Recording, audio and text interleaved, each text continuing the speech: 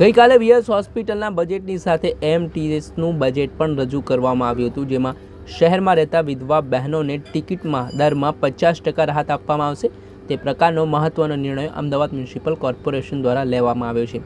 સાથે ધોરણ 10 પછી સ્કૂલમાં અભ્યાસ કરતી વિદ્યાર્થીઓને ટિકિટ દરમિયાન 75% ડિસ્કાઉન્ટ આપવામાં આવશે. તે પ્રકારનો પણ નિર્ણય કરવામાં આવ્યો છે.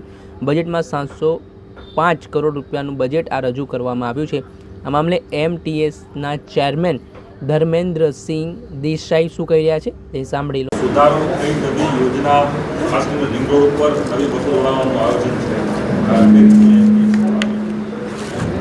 આ વખતની મિટિંગના અંદર અમારા સભ્યો સાથે મળી જે કમિશનરે બજેટ મૂક્યું હતું એ 682 કરોડનું હતું. એના અંદર સુધારો કરી અત્યારે 705 કરોડનું બજેટ કર્યું છે.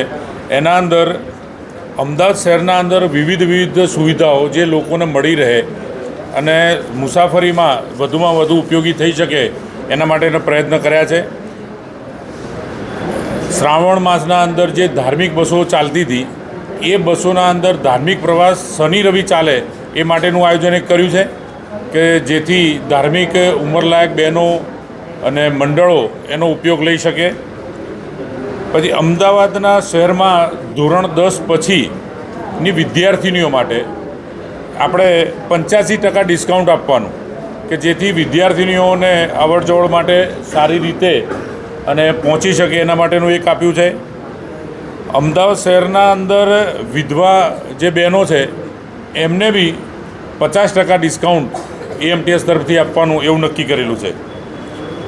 પછી જે નવા બસ સ્ટોપ બનાવવાના છે એના અંદર ભારત સરકાર એના અંદર જે મોદી સાહેબનું સપનું હતું કે સ્વચ્છ ભારત એ રીતના મારું શહેર સ્વચ્છ છે એ રીતના એ યોજનાને પૂર્ણ કરવા માટે જે નવા બસ સ્ટોપ લગાવવાના છે એની અમુક જગ્યાએ જે કે એક સ્માર્ટ ટોયલેટ બી મૂકવાના એવું આયોજન કરેલું છે. પછી દરેક ટર્મિનલ ઉપર વિદ્યાર્થીઓ અથવા તે જે પ્રવાસીઓ ઊભા હોય એ લોકોને સારી રીતે ઉપયોગ કરવા માટે ત્યાં ઠંડા પીણા અથવા તો વેફર ને એ ટાઈપનું જે મળી રહે એના માટે શટલ મૂકવાના એ બી આયોજન કર્યું છે. એ પ્રમાણે અલગ સારા બધા દરેક વિદ્યાર્થીઓ માટેના ઉપયોગ માટે બધા આ વખતનું વધારે કર્યું છે. બહેનો માટેનો સૌથી વધારે આ બજેટના અંદર પ્રયાસ કર્યો છે એમને લાભ મળે એવું માટે. એએમટીએસના અંદર દેવું નહીં પણ એની કોર્પોરેશનની અમારા પર લોન છે અને લોન જે પ્રમાણે ભરતી જઈએ અંદાજે લોનના અંદર 700ની ઉપર તો હશે જ. 482.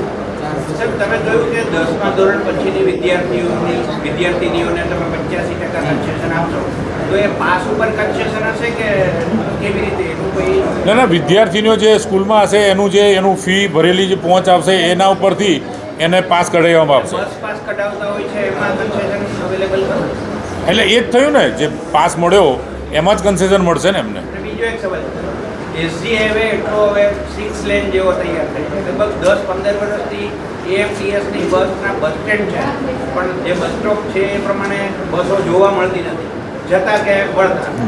તો અને હવે રસ્તા બ્રોડ થાય છે તો બસ સ્ટેન્ડનું શું થશે? ના, અત્યાર સુધી બસ ઊભા માટેની જગ્યા જ નથી હોતી, એટલો ટ્રાફિક. ના, વાત એવી છે કે જે નવા રોડ બનવાના ચાલુ થયા એના માટેથી બસ સ્ટોપ ખસેડ્યા છે. જ્યાં સુધી રોડનું કામ પતશે નહીં ત્યાં સુધી નવું બસ સ્ટોપ નહીં લાગે, પણ એ જગ્યાએ જે પેસેન્જર ઊભા હોય તેને લેવા માટે બસ ઊભી રહે છે.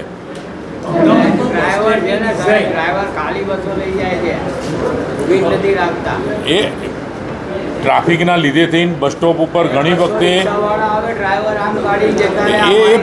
આપે સાંભળ્યા. આ હતા એમટીએસના ચેરમેન ધર્મેન્દ્રસિંહ દેસાઈ. તેમના દ્વારા હાલ જે શહેરમાં વિધવા બહેનોને ટિકિટમાં મોટી રાહત આપવામાં આવી છે, સાથે ધોરણ 10મા પછીની જે વિદ્યાર્થીની અભ્યાસ કરવા માટે જાય છે તેમને ટિકિટના દરમાં 75% જેટલું ડિસ્કાઉન્ટ આપવામાં આવતા એક રાહતના સમાચાર છે તે માનવામાં આવી રહ્યા છે. આ મામલાને લઈને એમટીએસના બજેટ મુદ્દે અમદાવાદ મ્યુનિસિપલ કોર્પોરેશનના વિપક્ષ નેતા શહેજાદ ખાન પઠાણે પ્રતિક્રિયા આપી છે, જેમાં તેમણે કહ્યું છે કે એમટીએસ નહીં પણ ભાજપની મ્યુનિસિપલ ટ્રાન્સફર સર્વિસ છે.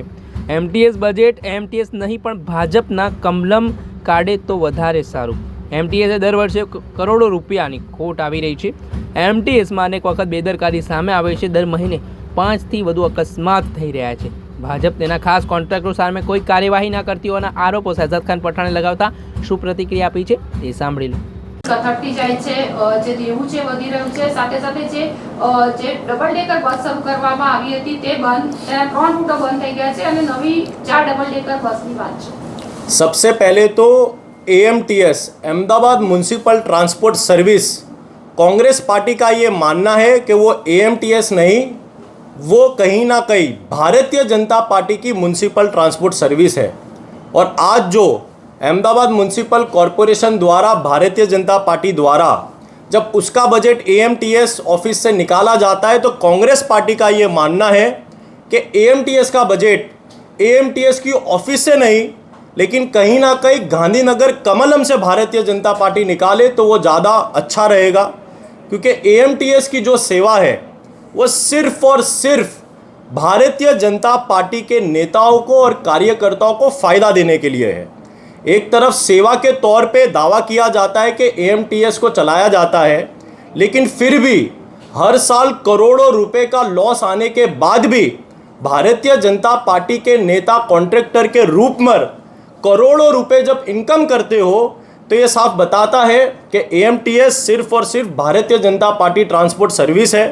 हम सबको पता है कि किस प्रकार अहमदाबाद म्यूनसिपल ट्रांसपोर्ट सर्विस की बेदरकारियाँ सामने आती रहती है. हर रोज़ कहीं ना कहीं AMTS के ड्राइवर दारू पी हुई हालत में पाए जाते हैं. हर महीने कहीं ना कहीं 5 से अधिक एक्सीडेंट होते हैं जिसमें कई व्यक्तियों की मृत्यु हो जाती है, लेकिन भारतीय जनता पार्टी उनके खास कॉन्ट्रैक्टरों को कुछ बोलने तैयार नहीं रहती.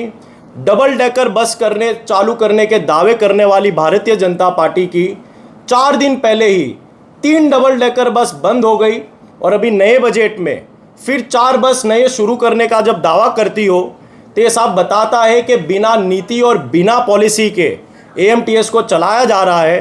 और कांग्रेस पार्टी का ये मानना है कि AMTS का बजट भारतीय जनता पार्टी अब से अहमदाबाद म्यूनसिपल कॉरपोरेशन के हस्तक ना ले जाए. उन्हें सिर्फ अपना बजट AMTS का कमलम के ऑफिस से डिक्लेयर किया जाए, क्योंकि कहीं ना कहीं भारतीय जनता पार्टी के नेताओं की झोली में AMTS को डालने का कार्य भारतीय जनता पार्टी ने किया है. હતા અમદાવાદ મ્યુનિસિપલ કોર્પોરેશનના વિપક્ષ નેતા શહેજાદ ખાન પઠાણ. તેમણે ગંભીર આરોપ કર્યા છે.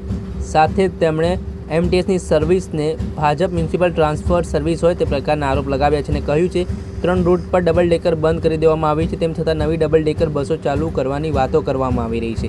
ત્યારે જે રીતે તેમણે અલગ અલગ મુદ્દાને લઈને સત્તા પક્ષને ઘેર્યું છે તેના કારણે રાજકારણ પણ ગરમાયું છે. દર્શક મિત્રો, એન કવરેજ ન્યૂઝને આપ લાઇક કરી લો, સબસ્ક્રાઇબ કરી લો અને શેર કરવાનું ભૂલતા નહીં.